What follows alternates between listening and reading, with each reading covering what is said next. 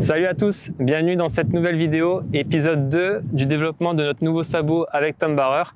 Comme promis, on va vous faire un compte rendu des plus objectifs. C'est bon, on se dépêche, parce que tu m'as filé que 10 000 balles de budget pour cette vidéo, ça fait 5 minutes de mon après-midi, pas plus, donc on y va, hein, merci. Bon ben, c'est parti.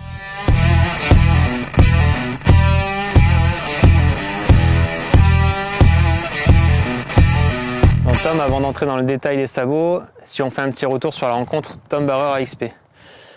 Ben, ça s'est passé à, je ne sais même plus le nom, mais pas loin de Bordeaux, juste après avoir cassé un moteur à cause d'un sabot en alu. Et j'ai un copain dénommé Bruno de Bordeaux, Le fameux Bruno. qui m'a dit « Mais tu connais AXP ?» Et moi j'ai dit non. Et il m'a dit « Bah voilà, tu connais. » Et depuis, tu es devenu un fervent utilisateur des produits. Exactement, AXP. et depuis on avait bossé ensemble déjà sur le développement de la 1250 GS. Et puis je l'ai utilisé, c'est encore dessus depuis. Et puis là, quand je suis passé chez Suze, on a essayé de bosser ensemble pour développer ce petit sabot Suzuki.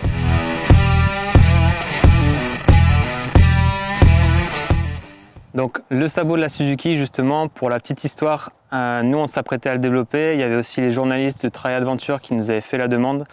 Et quand je t'ai écrit, tu étais sur le point de m'appeler pour le même sujet. Tout à fait. Donc c'est plutôt bien tombé. J'aurais pas dit mieux, non, mais c'était exactement ça. Nous on venait aussi de recevoir les 800 DE. Et j'avais vraiment envie de remettre cette solution plastique dessus comme j'avais eu sur Hector. Et tu m'as appelé avant que je t'appelle, mais... Tout part de là.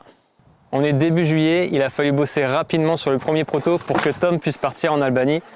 Tom, est-ce que tu peux poursuivre sur le compte-rendu de cette aventure? Bah, le cahier des charges était simple, hein. Je t'envoie un sabot, fracasse-le, on va voir si ça tient ou si ça tient pas. Voilà. Et on a vu qu'il y avait des trucs qui tenaient pas, donc on a modifié pour faire le sabot qui est maintenant sur Elwood. C'est aussi simple que ça. Moi, généralement, on m'appelle pour casser des trucs, de toute façon. C'est un truc que je sais bien faire. Si on commence par le moins bon, du coup. Alors, le moins bon, c'est pas ce que je dirais le moins bon, c'est le principe d'un proto. C'est qu'on se lance dans l'inconnu et on sait pas exactement les contraintes qu'il va y avoir. Ce qu'on a rapidement constaté, c'est que déjà de 1, la plaque à l'arrière, la plaque d'alu prenait ultra cher, ce qui fait que ça venait déformer le plastique et ça fait que j'ai eu assez vite une première fonte à cet endroit-là. Ça, du coup, on a trouvé une solution pour l'améliorer. Exact. Ensuite, on a constaté qu'il y avait eu un autre truc. Ici, là, l'aération, elle n'est pas d'origine. Ah ouais, non, il y a quelques trous, mais il y a là, ça me quelques paraît un trous qui peu sont arrivés. agrandi. En fait, en Macédoine du Nord, j'ai eu 3 départs d'incendie dans le sabot liés à des herbes qui étaient vraiment restées et qui n'avaient pas réussi à s'évacuer, liés aussi en fait à cette plaque-là qui avait tout C'était tordu et du coup avait rapproché remonté. du collecteur d'échappement.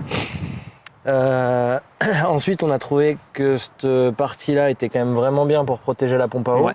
J'ai trouvé qu'il en manquait une de l'autre côté pour protéger le carter d'alternateur. Et puis voilà déjà, ça fait déjà pas mal. Ça t'a valu une petite aventure sur le carter. Ça m'a valu plusieurs petites aventures sur le carter. Donc on voit qu'en dessous, il a fait son taf partout, sauf aux endroits qu'on a dit. Effectivement, là on voit que ça a percé à cause des feux. Et là on voit que c'est complètement déformé à cause de la plaque ici qui a été tordue, quoi. Toi, ton analyse, ça c'est mon analyse de bourricot qui casse tout. C'est ça. Ton analyse de toi, de mec derrière un ordi qui l'a créé, ça c'est quoi? Le fait de l'usure ou la torsion de la pièce arrière? Tout. La pièce arrière, pour moi, là, c'est vraiment un renfort. Là, c'est une idée que j'avais à la base de renforcer la partie centrale de la fixation arrière pour limiter la déformation.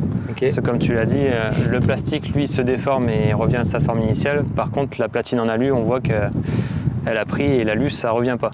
L'idée, c'est qu'une fois qu'on avait constaté tout ça, qu'est-ce qu'on a fait pour l'améliorer? Donc ça, c'est le sabot que j'avais en Albanie. Donc je l'ai roulé pendant 6 mois, on a calculé. 6 mois à peu près, 6000 km. C'est ça. Que de off-road.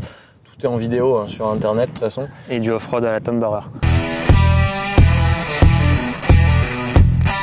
Oui. De toute façon, je sais pas trop faire autrement. Donc, et ce qu'on t'a dit juste avant, c'est ce qui a été un peu amélioré pour, en gros, renforcer cette plaque d'alu là.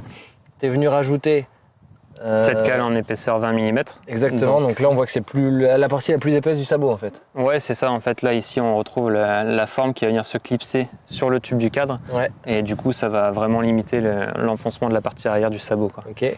Tu as rajouté plus de longueur derrière le sabot. Ouais. On a mis plus de longueur à cet endroit-là. Ici, là, on s'était arrêté après la platine. Donc là, on l'a prolongé d'à peu près 7 cm. Et on a rajouté également un second autocollant thermique pour limiter la chauffe à cet endroit. Et au niveau du carter d'alternateur, on voit que là ça s'arrêtait ici. Ouais, là on a rajouté carrément 7-8 cm de matière pour arriver jusqu'au carter, le couvrir complètement et éviter les trous. Là on voit par exemple qu'on a un carter d'alternateur qui a été percé et réparé. C'est une pièce qui est quand même mine de rien pas mal exposée. Donc en fait à cet endroit là la pièce elle se retrouve ici. Complètement couverte. Voilà. Donc normalement ça ne doit plus arriver. Exactement. Là on est vraiment à cette partie là qui est protégée. Donc pile à l'endroit où il y a le trou. Je fais pas de conneries en le mettant comme ça. Oui, c'est... Donc en gros ça n'empêchera pas quand des protections sortiront de venir protéger en plus le carter d'alternateur. Mais là de base, de par le sabot, il est protégé. Chaque fois qu'on a percé un carter d'alternateur, depuis qu'on roule en 800 DE, c'est sur cette partie-là. Donc partie qui est maintenant protégée par le sabot. Donc ça, c'est quand même une bonne chose. C'est la suite logique. C'est tout l'intérêt qu'on a à tester ce produit dans les plus grosses conditions. Ça permet de vraiment corriger et d'être bon pour le produit final qui reviendra au consommateur. C'est bien dit comme ça. Ça fait professionnel. Bon, c'est bon, t'as suffisamment blablaté de ton petit produit, on peut aller rouler maintenant? Tout est dit, il n'y a plus qu'à. Allez, youhou!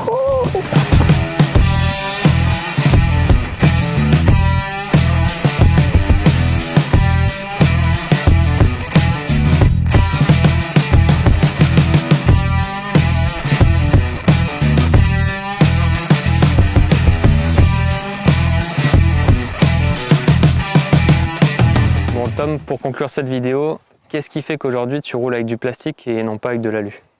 Parce que le plastique c'est fantastique. J'étais obligé. T'étais obligé. Qu'est-ce que je kiffe dans le plastique? Déjà tu as dit un intérêt top tout à l'heure, c'est que ça se déforme et ça revient en place. Ouais. Donc nous c'est des motos qui sont lourdes, qui prennent des chocs qui sont quand même très violents. Donc premier choc, l'alu il est tordu et ton sabot il est enfoncé, alors que là en gros ça revient. Et l'autre avantage qui est encore plus bonnard, et ça pour le coup j'arriverai vraiment pas à revenir à de l'alu, surtout ici, c'est que moi j'habite quand même au pays des cailloux. Et un sabot en alu c'est gling gling gling toute la journée avec les cailloux qui sont projetés dedans, ça fait pas de bruit. T'entends rien du tout. Ça atténue légèrement le bruit? Ah, c'est pas que ça atténue légèrement, c'est que ça le fait disparaître. C'est ça. Ça vraiment ça le fait disparaître. Et quand tu reroules avec des motos qui ont des sabots alu, tu te dis comment j'ai fait quoi pour rouler toutes ces années. Et il y a un autre intérêt aussi qui est top et qu'on oublie souvent de dire, c'est que tu vois typiquement la Elwood, comment il est placé, là je vais pouvoir faire glisser la moto sur le rocher et la faire descendre. C'est ça. Alors qu'un sabot en alu ça raccroche. Tu rentres dans la matière et tu restes accroché. Exactement. Au rocher. Et donc ça pour tout ce qui est bon, là on revient des passages un peu hard enduro, mais ça aide quand même beaucoup quoi. Ok. Donc voilà un petit peu mon petit avis à moi. Super, on te remercie pour la conclusion de ce deuxième épisode. Si vous avez aimé cette vidéo, n'hésitez pas à laisser un petit like et on vous retrouve dans un prochain épisode. Ça roule, pouce bleu, cœur caresse, love love love, à la voyure.